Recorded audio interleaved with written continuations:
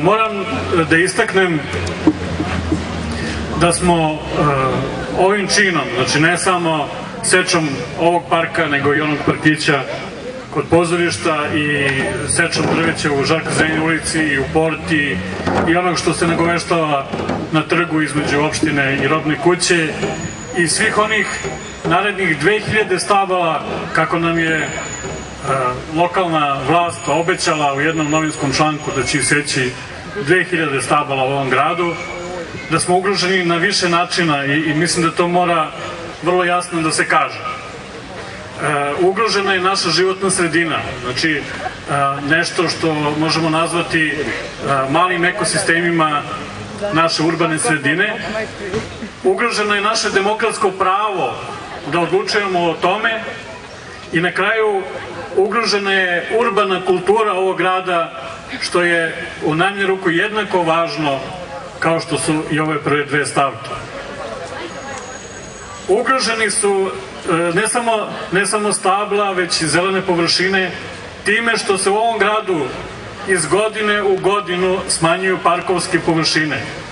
Znači, svi ste svedoci, Vojnički trg je nekad bio veliki park, pa je postojao park kod stare autobuske stanice, on više ne postoji, to više nije park. Pa je smanjen park preko Pedagoške akademije zahvaljujući gradnji gerontološkog centra. Pa onda imamo uništenje ovog parka ovde kod pozorišta i na kraju uništavaju ovde u srcu grada, uništavaju ovaj park koji za sve nas jako puno znači i u ekološkom, biološkom, ali i u tom kulturnom, emotivnom smislu. Druga stvar, povodom ove drastične seče, izmene centra grada, nije bilo ni skupštinske odluke, a kamoli javne rasprave. Znači, za ovakav čin u svakoj iole demokratskoj zemlji mora da postoji javna rasprava na kojoj će doći građani i iskazati svoj stav. Ova lokalna vlast je toliko osiona, toliko bahata, toliko uverena u svoju neprikosnovenu moć, da smatra da može da ne održi javnu raspravu, da smatra da ne mora da zakaže skupštinsku raspravu koja će imati za temu upravo ovu seču i upravo ovu izmenu centra grada.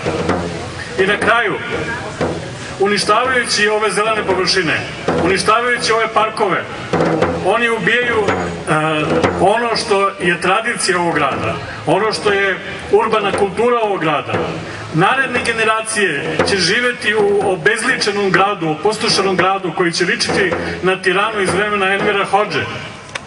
I neće imati osjećaj da je ovde bilo žarište kulture, da je ovde bilo promisli, da se ovde razmišljalo kako treba kvalitetno živjeti, kako treba da postoji kvalitetno okruženje. Znači, izgubit ćemo tu notu građanskog života, znači taj deo kojim smo mi obogaćeni, zahvaljujući što smo rođeni u jednom ovakvom gradu. I na kraju da vam kažem, gospodin je pomenuo naš veliki gradski park. Znajte da sledeći korak jeste gradski park, jer se već uveliko govori o rekategorizaciji gradskog parka. Šta znači rekategorizacija gradskog parka? Znači skidanje zaštite sa njega i uvođenje novih pravila njegovog funkcionisanja. A tada će lokalna vlast imati odrešene ruke da uradi tamo šta god hoće, da ukloni ogradu, da ukloni fontanu, da izgradi neke nove objekte. Prema tome, oni se neće zaustaviti na ovome. Nemojte misliti da je ovo najdrastičniji njihov potez, bez obzira koliko odvratno izgledao. Hvala. Sve sami mladi ljudi, valjalo bi da su ovde malo i građani stariji, jer i oni žive u ovom gradu. Možda zbog toga što je ovaj poziv išao preko interneta, a mi stari se malo služimo internetom.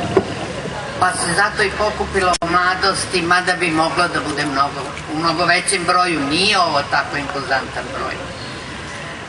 Prošlog leta je počela akcija za borbu protiv skidanja svega što se maltene zeleni. Ne znam, ako neko dođe u Vršac, on će videti da je unificirano. Kako krene od centra, tako stalno nailazi na tu istu arhitekturu tih sivih cigli sa crvenim štraftama, koje meni lično jako smetaju i vidi se da to radi samo jedna jedina ruka. I poteko je i predlog da se Vršac uredi na način koji postepeno se organizuje i sprovodi, da mi svi budemo obučeni u tu ciglu.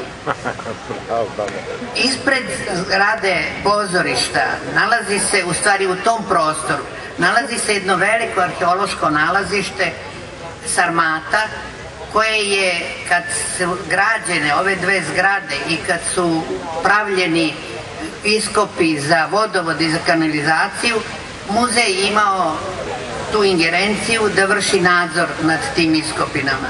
Mi smo tu našli 17 grobova i našli smo veoma bogat sarmatski materijal. On se citira u literaturi. To su plemena koja su živela ovde u 4. veku pre nove ere. Mislim da ispod zemlje postoji velika, to je nekropola, sigurno da se ne sastoji samo od 17 grobova. Oni su vrlo bogati materijalom, vrlo bogati lepim materijalom koji se citira ne samo u našoj literaturi, nego i u svetskoj literaturi. Sad čujem Zavod za zaštitu spomenika kulture iz Pančeva, koji inače ima ingerenciju, tražio je predlogom svojim određena sredstva da vrši iskopavanja i mesec dana da se to uradi. Opština nije spremna da taj novac izdvoji, pa čak za mene glupa razmišljanja, neka stoji ispod zemlje, tako će biti bolje sačuvano, jer ako se iskopa, ne znamo gde ćemo, šta ćemo s tim materijalom, treba da pravimo muzeje. Pa mi imamo muzej koji je vrlo bogat, koji ima 150.000 arheoloških predmeta, pa sigurno da ima gde da se čuva i da ima ko to da radi. Mislim da mi nismo toliko bogati da rasturamo sredstva, mislim da ne treba da radimo ono što nam neće biti od koristi. I ne treba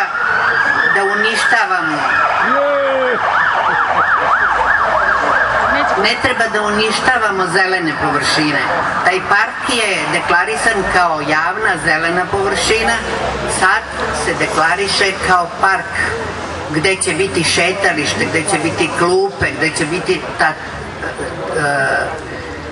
parking prostor za ona vozila koja dolaze na predstavu pozorišta. Pa zar Beograd ima, svako pozorište ima parking prostor ispred svoje zgrade? Zar naši ljudi ne znaju gde su parkirališta i zar ne mogu nešto i pešaka da dođu u Vršac? Nije tako veliki grad. Ovaj parking koji su pre možda 5, 6 ili 7 godina napravili, on jeste lep i mislim da je dovoljan, da uopšte nije potrebno da se stanarima zgrade 6A i 6B ispod prozora stave parking prostori, da se uz ulicu Jaše Tomića stavi parking prostor za autobuse. Znači uništit će se, taj će se devalvirati, apsolutno će se devalvirati, a naši životi će biti ugroženi. Podići će se temperatura u stanovima od te betonske površine. Zašto bežimo od onoga što je prirodno, od te trave koja je humana i koja mnogo lepše diše nego kamena površina?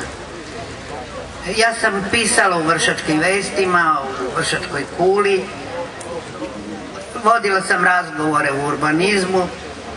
Mislim da je sve to iluzorno, jer kao da ljudi ne čuju, kao da imaju svoj stav i svoje mišljenje i kao da oni koji odlučuju imaju samo jednu liniju koju izvršavaju od naredbodavca.